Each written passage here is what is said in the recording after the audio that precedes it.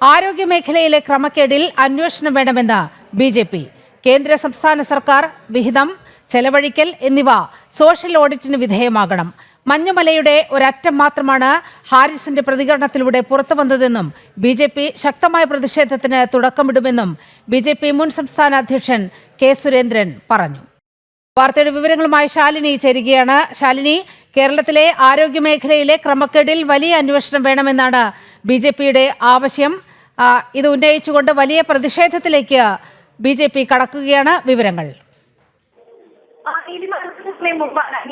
Core committee യോഗത്തിന് ശേഷം ബി.ജെ.പിയുടെ മുൻ സംസ്ഥാന അധ്യക്ഷൻ കെ സുരേന്ദ്രൻ മാധ്യമങ്ങളെ കണ്ടത് ായ മെഡിക്കൽ കോളേജിലെ വകുപ്പ് മേധാവി ഹാരിസ് ചിറക്കലിന്റെ അടക്കം പ്രതികരണങ്ങൾ മുന്നോട്ട് വെച്ചാണ് അദ്ദേഹം മാധ്യമങ്ങളെ കണ്ടത്.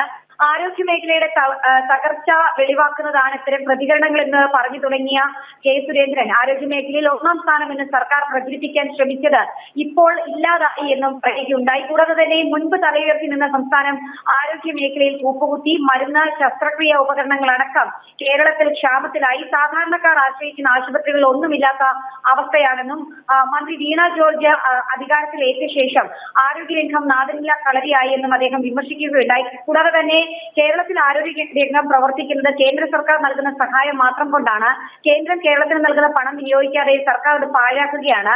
2021-24 കാലത്ത് 83% തുക മാത്രമാണ് കേരളം ചിലവഴിച്ചത് എന്നതടക്കമുള്ള കാര്യങ്ങൾ അദ്ദേഹം ചൂണ്ടിക്കാട്ടുകയുണ്ടായി. ഒപ്പം തന്നെ 2024-25 NHM മാത്രം 1351 കോടി രൂപ നൽകി. ഇതൊന്നും തന്നെ കാര്യക്ഷമമായി ഉപയോഗിച്ചില്ല എന്നുള്ളതാണ് മുൻ സംസ്ഥാന അധ്യക്ഷൻ ചൂണ്ടിക്കാട്ടുന്നത്. കൂടാതെ തന്നെ കേരളത്തിന് ലഭിക്കേണ്ട അവകാശങ്ങൾ സർക്കാർ അട്ടിമറിക്കുകയാണ്.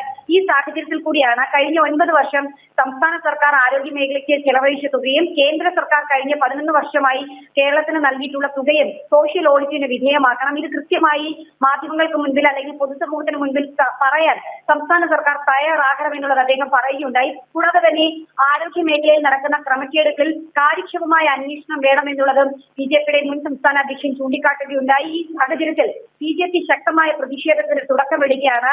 വകുപ്പ് മേധാവിമാരടക്കമുള്ളവരുടെ പ്രതികരണത്തിൽ നിന്ന് പുറത്തേക്ക് വരുന്നത് മഞ്ഞുമലയുടെ അറ്റം മാത്രമാണ് എന്നുള്ളതാണ് അദ്ദേഹം പറയുകയും ചെയ്തിട്ടുള്ളത്. ഈ സാഹചര്യത്തിൽ കാര്യമായി തന്നെ ആരോഗ്യ മേഖലയുടെ കാര്യങ്ങൾ നോക്കിക്കണ്ടതുണ്ട്.